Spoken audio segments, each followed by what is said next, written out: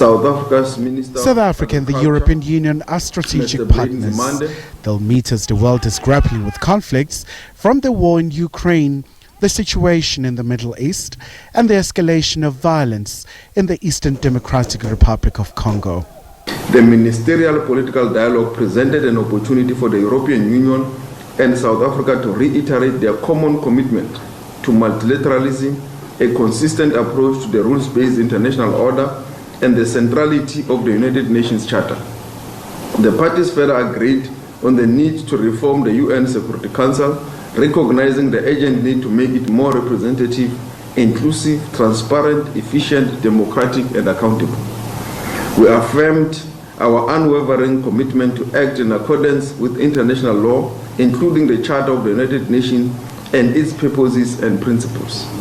Both sides noted with distress the immense human suffering and adverse impact of wars and conflict around the world.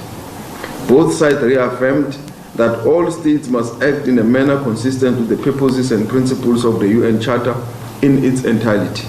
We, European Union and South Africa, also discussed cooperation in multilateral and regional fora, focusing in particular on our joint efforts to promote human rights and sustainable development to address climate change.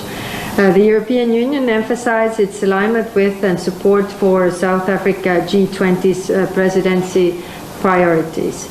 The summit will take place as the EU has thrown its weight behind Ukraine following the return of President Donald Trump to the White House. Trump has suspended military aid to Ukraine. A lot of countries want to be mediators, but the point right now is that is somewhat overlooked is that Russia does not want peace.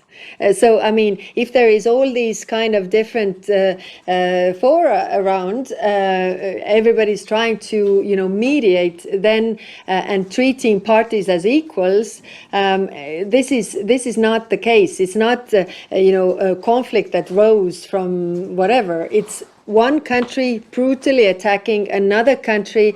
Pretoria is seeking to leverage its diplomatic relations across the world, especially after the Trump administration cut off aid to the country, blaming the land reform and other factors. They are there in solidarity with us, and they stand ready to pledge support in terms of whatever trade relations and challenges that they can be able to. And we were glad that this is the same message coming out of the European Union. Canada as part of the G7 and other G7 countries. So there could be a light at the end of the tunnel. Meanwhile, South Africa is EU's largest trading partner in sub-Saharan Africa.